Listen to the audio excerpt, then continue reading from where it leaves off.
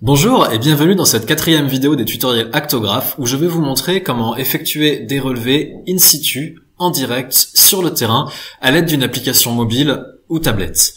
L'idée générale est d'utiliser l'outil Actograph version bureau pour créer un protocole s'appuyant sur vos hypothèses de travail, d'enregistrer la chronique qui va contenir ce protocole, de transférer cette chronique de la version bureau d'Actograph vers la version mobile, qu'elle soit tablette ou téléphone, d'effectuer vos relevés sur le terrain à l'aide de la tablette ou du téléphone, et ensuite de transférer vos données de votre outil mobile vers Actograph version bureau. Il y a donc deux transferts dans l'idée générale à effectuer, un premier du protocole vers l'application mobile et un second, les données de l'application mobile vers la version bureau du logiciel. Alors, pas de panique, je vais vous montrer étape par étape comment procéder. Donc, supposons que nous ayons déjà construit nos hypothèses de départ relatives à notre observation et que nous ayons donc un protocole que nous avons conçu sur le logiciel Actograph. Alors, pour l'exemple, je vais prendre le protocole qui est généré par défaut dans la chronique par défaut du logiciel. Voilà, le protocole donc avec 4 catégories et tous les observables que vous pouvez voir sur l'écran. Alors, une fois que ce protocole est généré, la première chose à faire est de l'enregistrer avec un nom qui soit parlant. Je vais donc enregistrer une chronique qui va contenir ce protocole. Je vais la mettre dans mes documents et je vais l'appeler, dans notre cas, protocole pour mobile.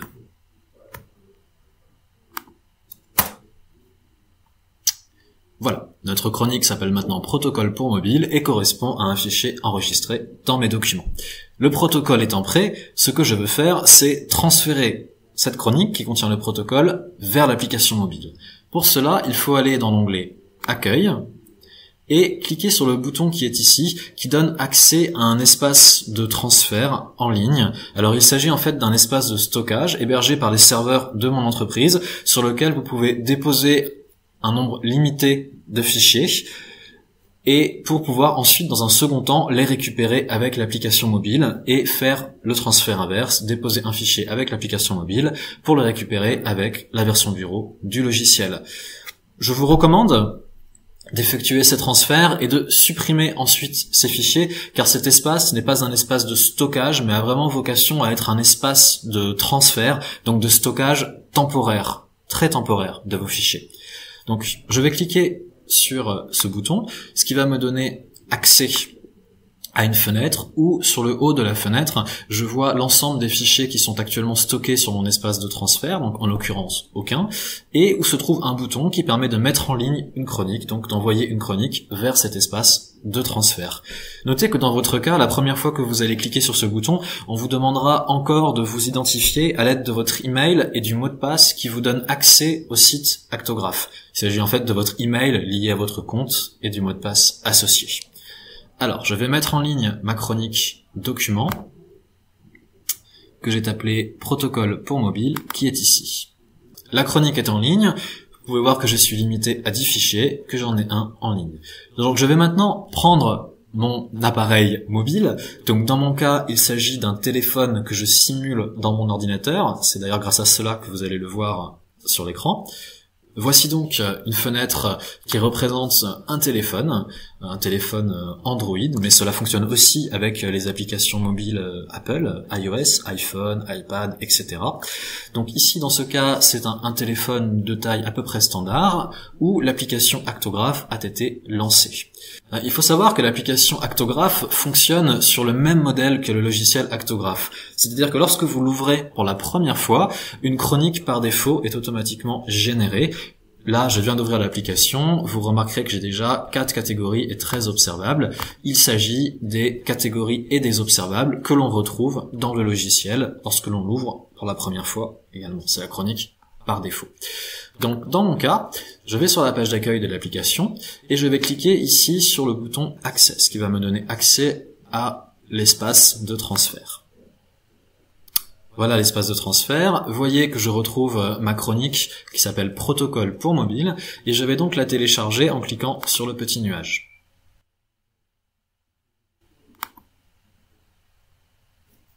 Voilà, le téléchargement est effectué, la chronique est stockée sur mon téléphone. Comme vous pouvez le constater, la fenêtre du bas représente les fichiers de mon téléphone.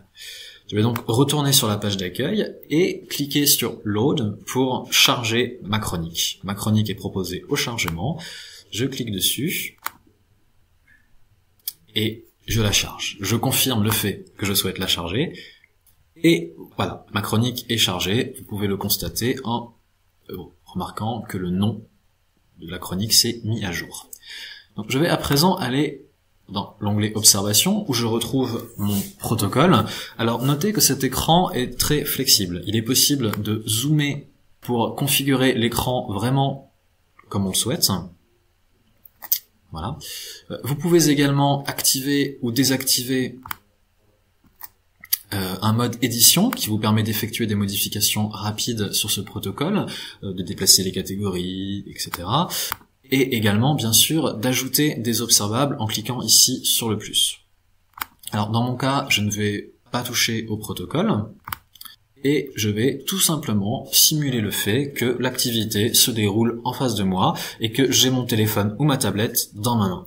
Je commence donc, tout comme pour le logiciel, par démarrer l'observation, en appuyant sur lecture. L'observation est en cours, le symbole lecture clignote, et j'effectue mes relevés en cliquant, en appuyant avec le doigt tout simplement sur les boutons qui m'intéressent. Dans l'hypothèse où nous souhaiterions ajouter un commentaire, ceci est possible au sein de l'application en cliquant simplement sur le bouton en bas à droite de l'écran, comme vous pouvez le voir, le bouton qui est situé ici. Donc, je vais à présent arrêter l'observation en appuyant tout simplement sur Stop. Vous voyez ici le voyant lecture cesse de clignoter et est remplacé par un voyant stop. Et je vais ensuite aller regarder les données que nous avons générées en appuyant sur les différents boutons. Donc je vais cliquer sur Data, ce qui affiche le tableau des relevés. Ce tableau n'est pas éditable. Si vous voulez l'éditer, il faut transférer les données vers le logiciel, mais ça permet néanmoins de vérifier les données que nous avons récoltées sur le terrain. Il est également possible d'avoir un aperçu du graphe d'activité directement depuis l'application, tel que vous pouvez le voir ici. Alors, sur un iPad ou sur une tablette avec un écran orienté de la bonne manière, c'est beaucoup plus intéressant que sur un petit téléphone et par défaut le graphe est très petit. Toutefois, notez qu'il est possible de zoomer ou d'orienter son téléphone en mode paysage. Maintenant que les relevés sont effectués, nous allons voir comment transférer la chronique vers le logiciel. Tout d'abord, nous allons retourner sur l'accueil et enregistrer cette chronique où nous avons inséré des relevés sous un nouveau nom dans notre smartphone. La chronique est à présent sauvegardée sous le nom T. Il s'agit maintenant de la transférer. Pour cela, nous allons retourner dans l'espace de transfert où nous retrouvons notre chronique initiale et notre nouvelle chronique que j'ai appelée ici T. Je vais donc envoyer la chronique T, qui contient le protocole et les relevés que nous avons effectués, vers l'espace de stockage en ligne.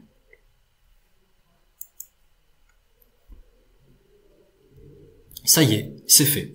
Je peux donc maintenant retourner dans le logiciel, accéder à l'espace de stockage en ligne depuis le logiciel, où je vais trouver ma chronique T, et la télécharger en cliquant sur le petit nuage. Je vais choisir un endroit où la télécharger sur mon ordinateur. Dans mes documents, je vais l'appeler T. Et voilà, la chronique est téléchargée. Alors, notez bien que le fait d'avoir téléchargé la chronique sur votre ordinateur ne signifie pas que vous l'avez chargée dans le logiciel. Pour accéder à notre chronique, il faut maintenant la charger dans le logiciel. Donc, allez dans Documents et charger la chronique, tout simplement. Voilà, voici la chronique. Voici les datas qui ont été enregistrées avec le téléphone et voici le graphe d'activité que nous avons pu voir tout à l'heure sur l'application. Merci de m'avoir écouté.